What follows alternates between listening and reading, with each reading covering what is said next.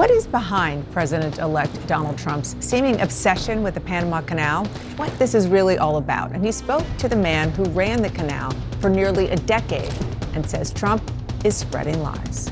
President of Panama to try to resolve a dispute he started over the canal. Panama's promise to us has been broken. In what military analysts are calling the most significant maritime power move of the century, America's sudden grip on the Panama Canal sends tremors through the corridors of global power.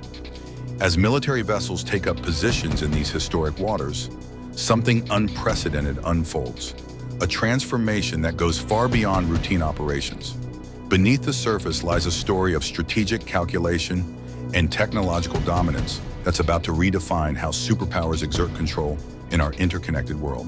What happens next could reshape global maritime power for generations to come. Military logistics, the strategic imperative. Deep beneath the surface of what appears to be a simple operational shutdown lies a carefully orchestrated strategic maneuver, decades in the making. The U.S. military's relationship with the Panama Canal isn't just about transit rights. It's about maintaining a critical choke point in an increasingly contested global theater. Consider the numbers that keep Pentagon strategists awake at night. Nearly 70% of U.S. naval vessels rely on the canal for rapid deployment between the Atlantic and Pacific theaters. When recent satellite imagery revealed Chinese vessels maintaining an increasingly regular presence in regional waters, what might have remained a commercial concern suddenly transformed into a strategic imperative. The timing of this intervention isn't coincidental. With the canal's water levels reaching historic lows and operational capacity reduced to levels not seen since the 1950s, the U.S. military faced a critical decision point. The Army Corps of Engineers assessment wasn't just about infrastructure. It was about maintaining strategic readiness in an era of emerging global challenges. What makes this particularly fascinating is how it intersects with existing defense agreements. The Neutrality Treaty, while transferring canal control to Panama, retains specific provisions for U.S. military intervention in cases of operational threats. What we're witnessing isn't just a power play, it's the careful execution of long-established contingency plans. But perhaps most telling is the rapid deployment of specialized military assessment teams. These aren't just engineers, they're strategic analysts equipped with the latest in surveillance and monitoring technology. Their presence signals something larger than a routine technical evaluation.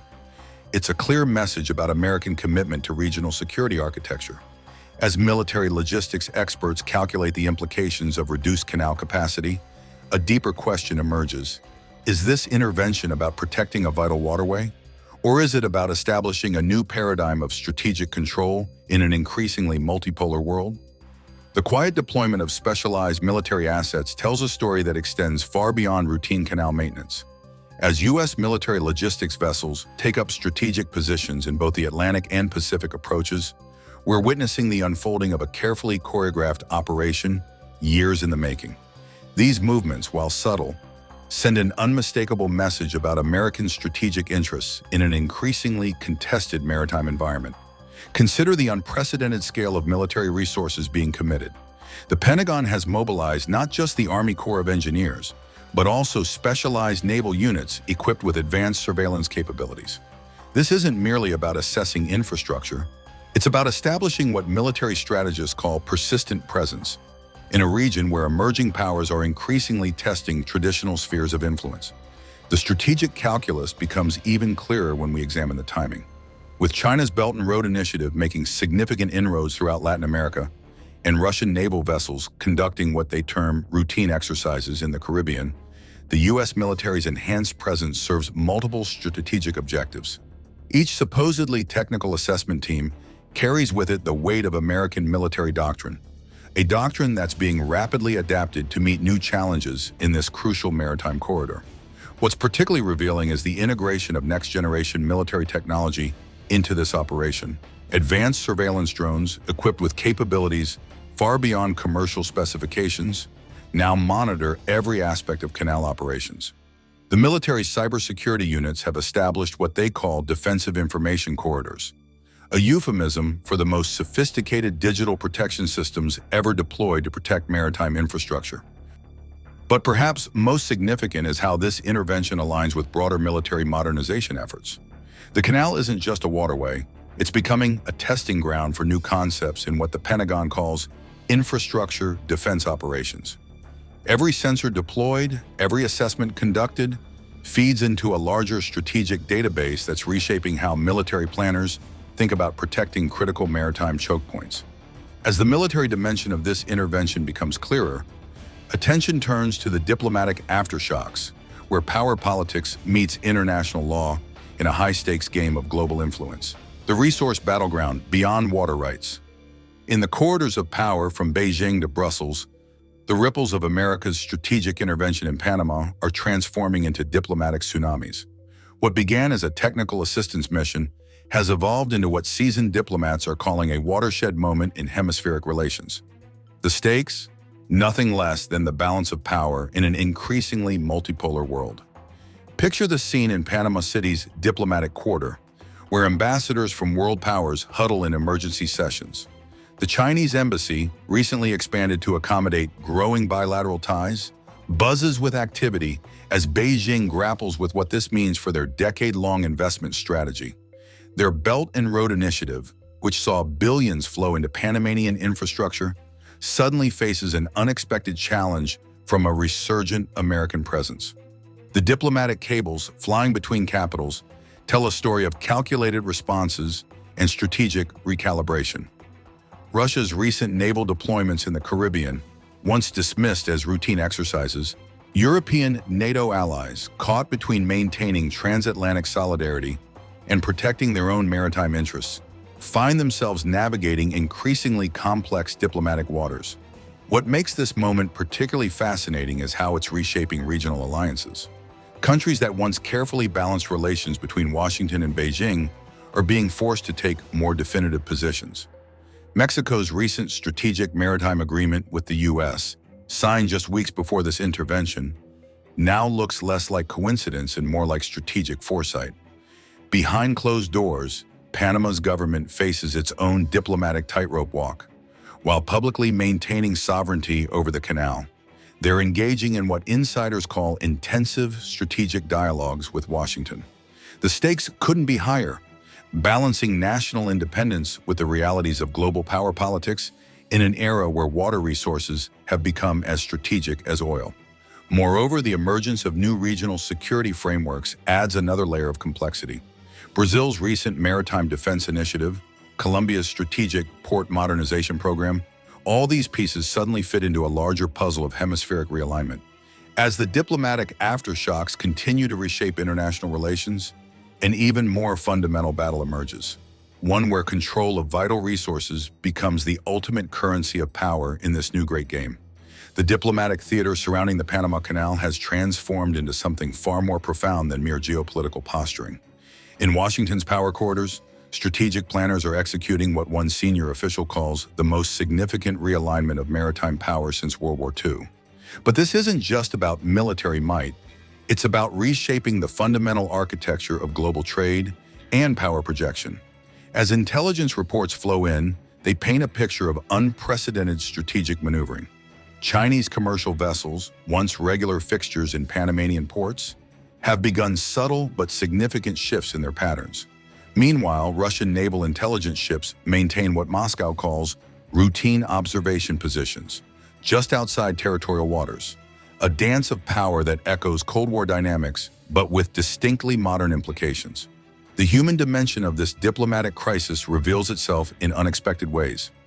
Local Panamanian officials, many with decades of experience balancing international interests, find themselves navigating uncharted waters. This isn't like previous challenges, confides a senior port administrator. The stakes feel different this time, more existential. What's particularly fascinating is how this crisis is forcing a reevaluation of traditional diplomatic frameworks. The 1977 Torrijos-Carter treaties, once considered the bedrock of U.S.-Panama relations, are being scrutinized through a new lens. Legal experts are poring over clauses about defense rights and operational necessity, terms that suddenly carry weight far beyond their original context. The response from regional powers adds another layer of complexity. Brazil's strategic pivot, Colombia's port modernization initiatives, Mexico's maritime security agreements, all these pieces are falling into place like a complex diplomatic puzzle. revealing a pattern of hemispheric realignment that's been building for years. As the diplomatic battlefield becomes increasingly complex, attention turns to the real prize at stake: control over one of the world's most critical water resources in an era where climate change transforms liquid gold into the ultimate currency of power. Intelligence operations, the surveillance hub. In the sweltering heat of Panama's dry season, a new kind of power struggle emerges, one where every drop of water carries the weight of global influence. The Gatun Lake, once a symbol of American engineering prowess, now stands as ground zero in what experts are calling the first major water conflict of the climate change era. Picture this. Satellite imagery reveals unprecedented water level declines, with Lake Gatun's surface dropping below critical operational thresholds. But this isn't just about nature's whims. Every time a vessel transits the canal, it uses nearly 50 million gallons of fresh water, enough to supply a small city for a day, with regional rainfall patterns shifting dramatically. This water usage has transformed from an operational detail into a strategic vulnerability. The U.S. military's intervention comes at a pivotal moment.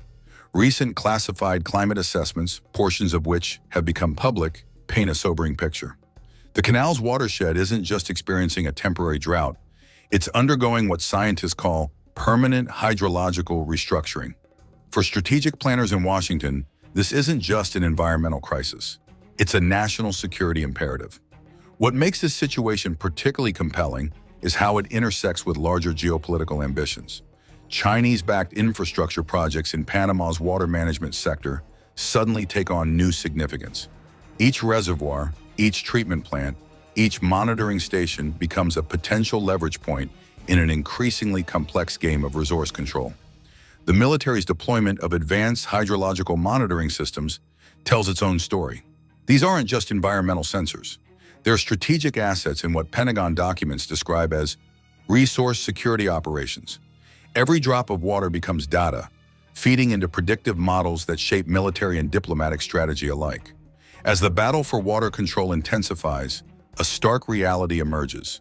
Whoever controls the canal's water supply doesn't just control shipping lanes. They hold the key to power projection in an increasingly thirsty world. The battle for water supremacy at the Panama Canal has entered uncharted territory.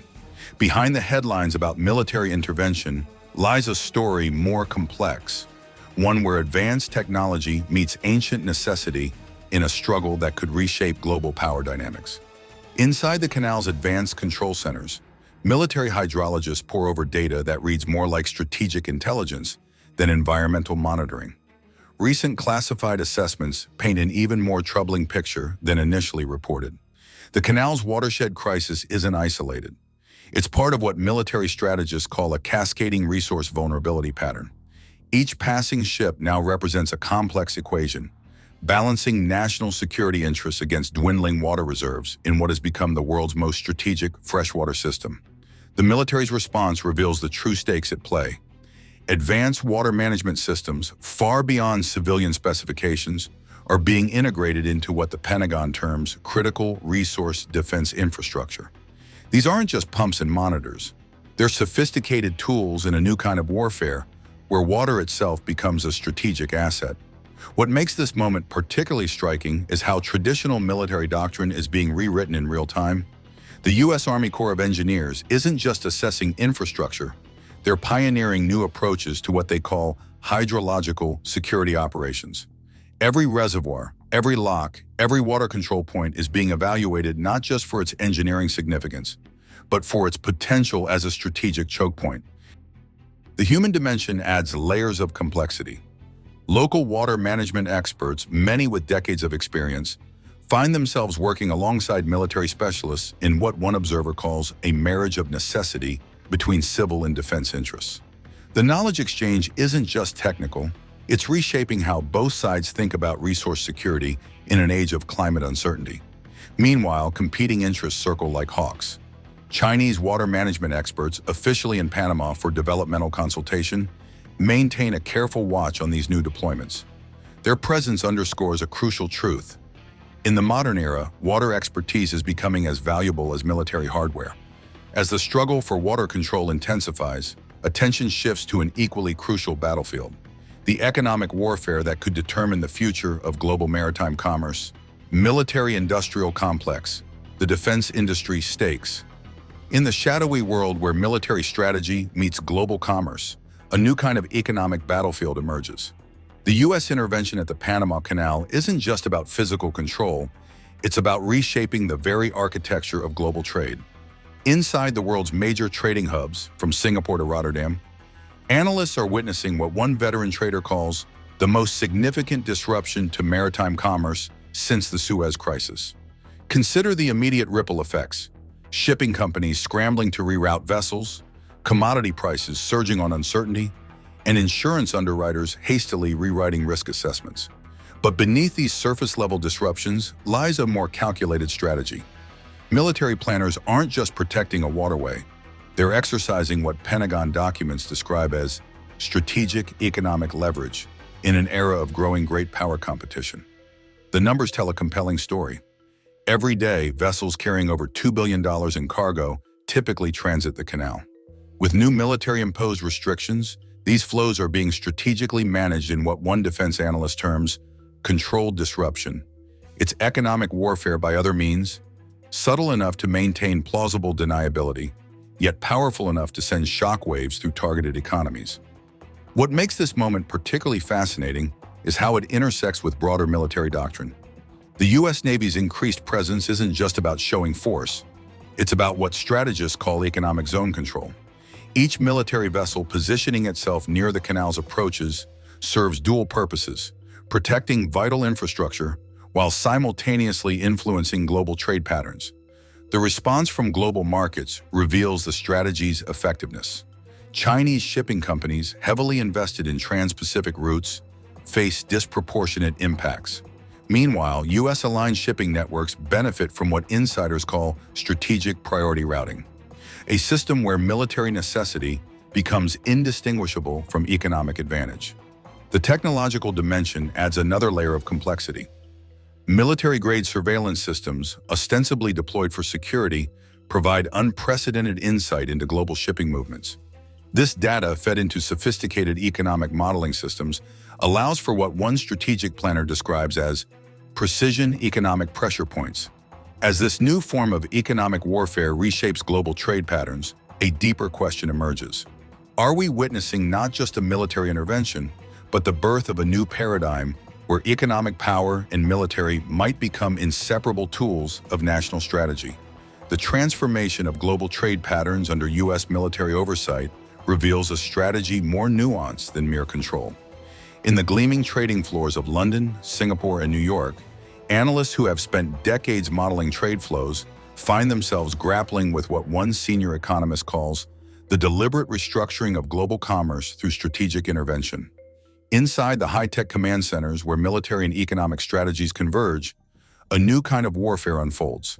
Advanced AI systems, originally developed for battlefield analysis, now track and predict trade flows with unprecedented precision. These aren't just monitoring tools. They're weapons in an economic arsenal that combines military intelligence with market manipulation capabilities. The human cost of this strategic realignment emerges in unexpected places. In Panama City's bustling ports, local workers witness the transformation firsthand. The rhythm of commerce has changed, reflects a veteran port supervisor, his eyes tracking military vessels patrolling alongside cargo ships. It's like watching a dance where everyone suddenly has to learn new steps. The numbers paint a picture of calculated impact. Major shipping companies report route diversions costing upwards of $300 million monthly. But these aren't random disruptions. They follow patterns that align suspiciously well with U.S. strategic interests. Chinese-owned vessels face average delays 3 times longer than those of U.S.-aligned shipping companies, a disparity that military planners dismiss as operational necessity. What makes this moment particularly revealing is how traditional economic models are being weaponized.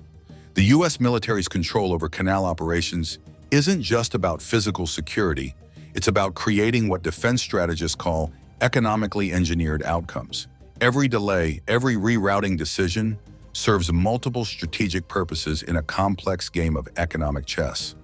Meanwhile, in Washington's secure briefing rooms, military and economic advisors collaborate on what internal documents describe as trade flow architecture, a euphemism for the systematic reshaping of global commerce patterns to align with strategic objectives. The integration of military intelligence into economic decision-making represents a paradigm shift in how superpowers project influence.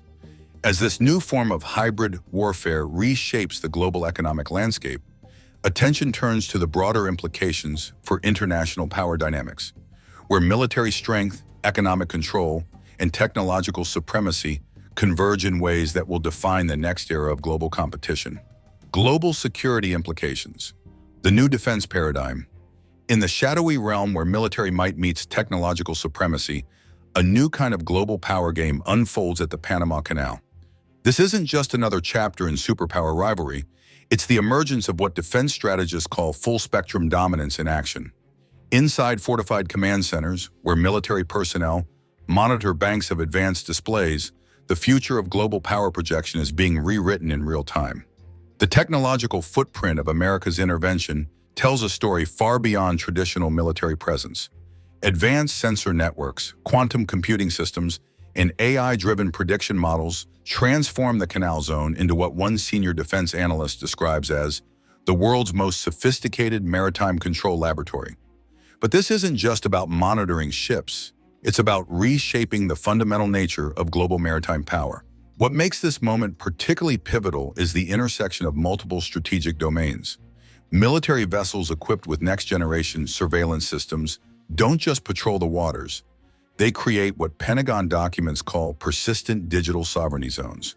Each patrol contributes to a growing database that maps not just vessel movements, but patterns of global trade, diplomatic relationships, and strategic vulnerabilities. Consider the implications. Traditional concepts of territorial waters and exclusive economic zones suddenly seem quaint in an era where digital control extends far beyond physical presence. Chinese vessels operating within internationally recognized shipping lanes find themselves navigating through what one naval expert terms invisible but very real corridors of American digital dominance. The human element in this high-tech power play reveals itself in subtle ways. Veteran canal pilots, their generations of experience suddenly augmented by military-grade navigational systems, find themselves at the intersection of tradition and transformation. "We're not just guiding ships anymore," confides one pilot. "We're participating in something much bigger." As this new paradigm of power projection takes shape, the world watches a transformation where military strength, technological control, and strategic geography combine to create what might be the defining power dynamic of our age. The transformation unfolding at the Panama Canal transcends traditional notions of military power. In secure command bunkers beneath Panama's tropical heat, a revolution in global control mechanisms takes shape. U.S. military strategists aren't just protecting a waterway, they're crafting what internal documents call the architecture of 21st century maritime dominance. The technological web being woven is breathtaking in its sophistication. Quantum sensors embedded throughout the Canal Zone create what military technologists term a digital nervous system. Every vessel movement, every cargo transfer, every communication signal feeds into advanced AI systems that don't just monitor, they predict, analyze, and shape the flow of global maritime power. What makes this moment particularly compelling is how it redefines traditional power metrics. Military strength is no longer measured just in carrier groups or missile systems, but in the ability to control what one strategic analyst calls the digital dimensions of maritime space. The U.S. military's deployment of next-generation cyber capabilities alongside conventional forces signals a fundamental shift in how superpowers project influence.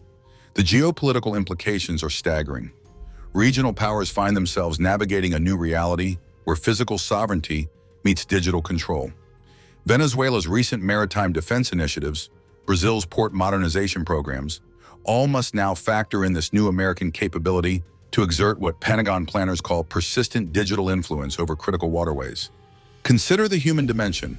Veteran ship captains, their decades of experience suddenly intersecting with military-grade AI systems, find themselves part of an unprecedented experiment in automated maritime control. The rules of the game haven't just changed, reflects one senior captain. They've been completely rewritten. As this new paradigm of power consolidates at the Panama Canal, one truth becomes unmistakably clear. We're witnessing not just a military intervention, but the birth of a new era where technology, military might, and strategic control converge to reshape the very foundations of global power. As we uncover more layers of this unprecedented situation at the Panama Canal, one truth emerges crystal clear. We're witnessing more than just a military intervention or a power play. This is about humanity's evolving relationship with power itself, where control of vital waterways becomes a lens through which we glimpse our future. Water crisis and environmental impact, the real reason behind the shutdown. Beneath the headlines of geopolitical tensions and trade disruptions lies a far more fundamental crisis at the Panama Canal, one that nature itself is orchestrating. As Lake Gatún's waters recede to historically low levels, we're witnessing the unfolding of an environmental emergency that threatens not just regional stability, but the very foundation of global maritime commerce. The numbers tell a story that can't be ignored. Every single vessel passing through the canal requires millions of gallons of fresh water, a resource becoming increasingly scarce in our changing climate. The watershed feeding the canal, once a masterpiece of environmental engineering, now stands as a testament to humanity's struggle against nature's shifting patterns. Recent monitoring data from the Panama Canal Authority reveals a troubling trend. Water levels in Lake Gatún and Lake Alajuela have dropped dramatically, pushing the system to its operational limits. This isn't just about occasional shortages, it's about a fundamental shift in the region's hydrological patterns. Climate scientists watching these developments warn that what we're seeing might be the new normal. The impact extends far beyond water levels. The canal's unique ecosystem, home to countless species and vital to regional biodiversity, shows signs of stress that ecologists haven't seen before. The delicate balance between human commerce and natural systems, maintained for over a century, is unraveling at an alarming rate.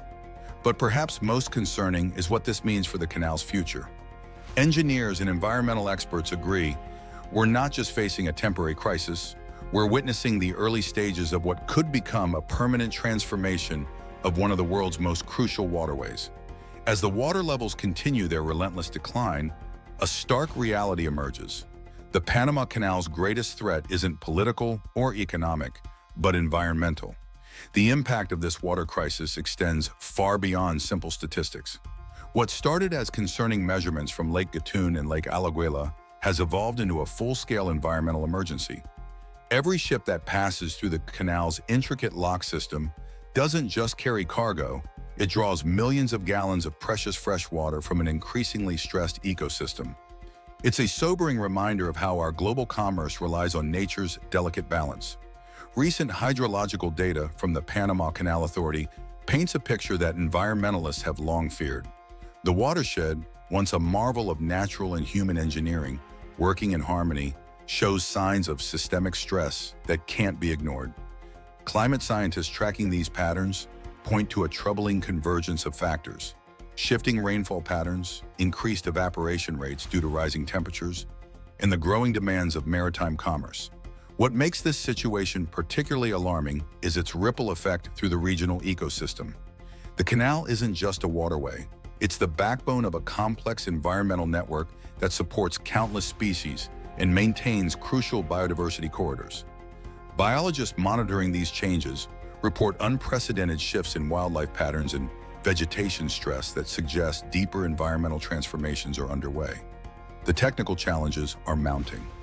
Engineers face an increasingly complex equation, maintaining sufficient water levels for safe ship passage while preserving the ecological integrity of the surrounding watershed. Recent assessments reveal that traditional water management strategies, developed over decades of operation, may no longer be sufficient in our changing climate reality. But perhaps most concerning are the long-term projections. Climate models suggest that what we're witnessing now might be just the beginning. The combination of rising global temperatures, changing precipitation patterns, and increased maritime traffic presents a perfect storm that threatens the very viability of this crucial waterway. As the environmental crisis deepens, its economic shockwaves are beginning to reverberate through global markets, transforming what began as a water management challenge into a full-blown economic emergency that threatens to reshape international trade patterns. Economic domino effect. when trade routes crumble. The numbers emerging from global trading floors tell a story that even seasoned economists find hard to comprehend. As the Panama Canal's crisis deepens, we're witnessing market reactions that echo through every corner of international commerce. The immediate impact? Shipping rates have skyrocketed to levels that make the 2021 Suez crisis look like a minor inconvenience. Consider this. Major shipping companies are now calculating routes that haven't been seriously considered since the canal's opening. The Cape Horn Passage, once relegated to history books, has suddenly become a vital alternative. But these aren't just lines on a map. They represent fundamental shifts in global trade dynamics that affect everything from your morning coffee to the device you're reading this on. What's particularly fascinating is how different market sectors are responding. Energy markets were the first to show stress fractures, with oil futures experiencing volatility not seen since the pandemic's early days. But it's the ripple effects through seemingly unrelated industries that truly reveal the crisis's scope. Manufacturing hubs from Shanghai to Stuttgart are recalculating production schedules, while retailers worldwide brace for inventory challenges that could last months. The financial data paints an increasingly complex picture. Major investment banks are revising their global growth projections downward, factoring in what they term maritime disruption coefficients, a phrase that would have seemed academic just months ago, but now dominates boardroom discussions. The impact on emerging markets is particularly severe, with smaller economies facing unprecedented logistics challenges. Insurance companies are rewriting risk assessments in real time, creating new models to account for what some are calling the new normal in global shipping. The implications for international trade finance are staggering, with letters of credit and shipping insurance premiums reaching levels that threaten to reshape entire industry sectors. As financial markets grapple with these unprecedented challenges, a deeper question emerges. Are we witnessing not just a crisis, but the permanent transformation of global trade patterns? The ripple effects from the Panama Canal crisis have transformed into a tidal wave that's reshaping global commerce in real time. Major ports from Singapore to Rotterdam are reporting unprecedented congestion levels, as vessels, once flowing smoothly through established routes, now create bottlenecks that stretch for miles. The situation has become so dire that satellite imagery shows cargo ships lined up like pearls on a string, waiting for berths that may not be available for weeks. The human impact of this crisis reveals itself in unexpected ways. Port cities worldwide are experiencing what locals call the permanent rush hour. Endless streams of trucks and containers trying to manage the surge in rerouted cargo. In Long Beach, California, warehouse space has become as precious as beachfront property, while in Hamburg, temporary storage solutions are popping up in places that haven't seen maritime activity in decades. What's particularly fascinating is how this crisis is accelerating technological adoption. Shipping companies, faced with unprecedented challenges, are fast-tracking automation and AI-driven logistics solutions. The cost implications are staggering. Industry analysts estimate that each day of delay adds millions to global trade costs, creating a cumulative effect that's forcing entire industries to rethink their supply chain strategies. The data from emerging markets tells an even more compelling story. Countries that once relied heavily on Panama Canal routes are experiencing economic pressures that threaten decades of development. Small island nations in the Caribbean and Pacific, already vulnerable to climate change, now face additional challenges as their maritime lifelines are stretched to breaking points. The financial sector's response has evolved from initial shock to strategic repositioning. Investment patterns are shifting as traders factor in what some are calling the new maritime normal. Traditional shipping indexes are being supplemented by new metrics that attempt to quantify the long-term impact of route disruptions and environmental challenges. As the economic implications continue to unfold, attention turns to an even more contentious aspect of this crisis: the complex web of sovereignty, power, and control that threatens to transform this environmental and economic challenge into a geopolitical powder keg. The sovereignty question beyond control. The sun rises over the Panama Canal, but the shadows it casts now stretch far beyond Central America, in what's rapidly evolving into one of the most complex geopolitical standoffs of our time. The question of who truly controls this vital waterway has taken center stage in a drama that's redefining international relations. The stakes, nothing less than the future of global maritime power. As diplomatic cables buzz with increasing urgency, the scenario unfolding resembles a high-stakes chess match where every move carries global implications. China's recent investments in Panama's infrastructure weren't just about economics. They represented a strategic positioning that's now forcing the United States to reassess its entire hemispheric policy. This isn't just about shipping lanes anymore, notes Dr. Elena Rodriguez, a leading expert in maritime law. We're watching the restructuring of global power dynamics in real time. The diplomatic maneuvering has taken on an intensity not seen since the original canal handover negotiations. Behind closed doors, conversations between Washington and Panama City have evolved from routine diplomatic exchanges to urgent strategic discussions. What makes this particularly fascinating is how traditional power dynamics are being challenged by new realities. Environmental crisis, technological advancement, and shifting global alliances.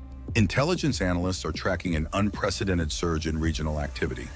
Russian naval vessels have been spotted with increasing frequency in the Caribbean, while Chinese research ships maintain a conspicuous presence in nearby waters. The message is clear. This isn't just a bilateral issue between the US and Panama anymore. It's become a focal point for global power projection. But perhaps most intriguing is how this crisis is reshaping traditional alliances. Countries that once played minor roles in hemispheric politics are suddenly finding themselves at the center of diplomatic initiatives. From Colombia to Mexico, regional powers are being forced to choose sides in what's becoming an increasingly complex diplomatic dance. As the geopolitical chess game intensifies, a new dimension emerges: the intersection of national sovereignty, environmental stewardship, and the fundamental question of who has the right to control one of the world's most crucial waterways. The geopolitical chessboard has transformed in ways that even veteran diplomats struggle to comprehend. As tensions escalate, we're witnessing an unprecedented realignment of power that extends far beyond the traditional US-Panama relationship. The economic stakes have evolved into something far more complex, a multidimensional power struggle where environmental concerns clash with national interests and historical agreements face modern challenges. Beijing's strategic patience is paying unexpected dividends. Their decade-long investment in Panama's infrastructure, ports, railways, and digital networks now provides them with significant leverage in regional discussions. We're seeing the fruition of a long-term strategy, observes Dr. Marcus Chen, specialist in Pacific Rim relations. China's Belt and Road Initiative isn't just about economics anymore. It's about reshaping global maritime power structures. The military dimension adds another layer of complexity. Satellite imagery reveals increased naval activity in the Caribbean, with vessels from multiple nations maintaining a coincidental presence in international waters. The U.S. Southern Command's recent repositioning of assets speaks volumes about Washington's threat assessment, while European NATO allies watch with growing concern. Within Panama itself, public opinion has become increasingly divided. Local environmental groups find themselves aligned with unexpected international partners, while business leaders navigate competing pressures from East and West. The debate isn't just about sovereignty anymore. It's about Panama's role in an emerging multipolar world where environmental stewardship carries as much weight as economic power. Technology has emerged as an unexpected battleground. Cybersecurity experts report increased activity targeting canal infrastructure, while competing satellite networks vie for control of crucial monitoring systems. This digital dimension adds a layer of complexity that the original canal treaties never contemplated. Meanwhile, smaller regional players are leveraging the situation in surprising ways. Costa Rica's recent diplomatic initiatives and Colombia's strategic repositioning suggest a shifting regional dynamic where traditional power structures no longer guarantee outcomes. As the geopolitical drama unfolds, attention turns to the harsh realities on the ground, where engineering challenges and infrastructure limitations threaten to override political ambitions, forcing all parties to confront an uncomfortable truth about the canal's future. Infrastructure reality, engineering versus politics. In the harsh light of engineering reality, political ambitions collide with the unforgiving laws of physics and infrastructure limitations. Here's the truth that's making engineers lose sleep. The Panama Canal isn't just facing a crisis, it's confronting the limitations of century-old engineering decisions, meeting 21st-century challenges. Within the control rooms where technology meets tradition, operators watch as monitoring systems paint an increasingly complex picture of structural stress patterns that defy conventional solutions. Consider this moment. Deep beneath the surface, advanced sensors relay data that tells a story few want to hear. The canal's infrastructure, once considered the pinnacle of engineering achievement, now shows signs of strain that go beyond routine maintenance concerns. "We're not just dealing with aging infrastructure," explains a senior engineer who requested anonymity due to the sensitivity of the situation. "We're facing challenges our predecessors never imagined." The technical data is sobering. Modern scanning technology reveals stress patterns in critical components that challenge our understanding of structural dynamics. The integration of artificial intelligence in monitoring systems has identified concerning trends, microscopic changes that, when viewed collectively, suggest a system under unprecedented strain. But it's not just about cracks and stress points. It's about the fundamental challenge of adapting 19th century engineering to 21st century demands. What makes this particularly fascinating is how modern technology both illuminates and complicates the challenges. Advanced materials science offers potential solutions, but implementing them in a functioning canal presents logistical puzzles that would make even the original canal builders pause. The marriage of historic infrastructure with cutting-edge technology has created what one expert calls an engineering paradox. The control room tells its own story. Banks of monitors display real-time data from thousands of sensors, creating a digital nervous system that extends throughout the canal. Yet this very technology, designed to prevent problems, now documents challenges faster than engineers can address them. The integration of AI-driven predictive maintenance systems has revealed patterns that suggest the canal's challenges may be more systemic than previously understood. Meanwhile, environmental monitoring adds another layer of complexity. Advanced weather modeling systems, coupled with real-time structural monitoring, paint a picture of a system increasingly vulnerable to climate variations. The data suggests that traditional engineering solutions might no longer be sufficient in an era of rapid environmental change. As engineers grapple with these unprecedented technical challenges, the conversation shifts from what's theoretically possible to what's practically achievable in a world where environmental, political, and engineering realities collide. What happens when cutting-edge technology meets its match in Mother Nature? Inside the canal's most secure facilities, teams of engineers and scientists are witnessing something unprecedented. The advanced monitoring systems, designed to predict and prevent failures, are now documenting a transformation that challenges our fundamental understanding of infrastructure resilience. This isn't just about fixing problems anymore. It's about reimagining what's possible when century-old engineering meets modern-day challenges. The human story behind the technical data is equally compelling. Veteran engineers, some with decades of experience maintaining this maritime marvel, find themselves in uncharted territory. "I've seen every kind of structural challenge imaginable," shares one senior technical advisor, their voice carrying the weight of experience. "But what we're facing now, this is different. The rules we've relied on for generations don't quite apply anymore." The latest assessments paint a picture that would have seemed impossible just years ago. Advanced materials testing reveals microfractures developing in patterns that defy traditional stress models. The integration of quantum sensors and AI-driven analysis has unveiled a complex web of interconnected challenges. Each solution implemented seems to reveal three new problems, creating what one specialist describes as an engineering hydra. The control center itself has become a testament to this evolving crisis. Walls of screens display real-time data from countless sensors, creating a digital tapestry of the canal's health. But it's the patterns emerging from this data that tell the real story. Subtle shifts in structural integrity, unexpected variations in water pressure, and anomalies that don't fit any existing engineering models. Perhaps most telling is the response from the international engineering community. Teams from leading technical institutions worldwide have begun collaborating on solutions, sharing data and theoretical models in unprecedented ways. This crisis has sparked what some are calling the largest cooperative engineering effort since the canal's original construction. The question of technological limits looms large. Can modern engineering solutions truly address challenges that seem to evolve faster than we can respond? The integration of predictive AI models with traditional engineering approaches offers hope, but also reveals the magnitude of what we're facing. As the engineering challenges mount and traditional solutions prove inadequate, attention turns to the broader question of regional power dynamics, where technical limitations intersect with political ambitions to create a perfect storm of uncertainty. Regional power dynamics, the Americas at a crossroads. In the shadow of the Panama Canal's current crisis, a new narrative is unfolding that reaches far beyond Central America's borders. We're witnessing not just a regional power shift, but the birth of what analysts are calling the maritime Silk Road revolution. As traditional power structures crumble like the ancient walls beneath the canal's waters, a new reality emerges, one where environmental challenges and technological limitations reshape global influence more profoundly than any military might.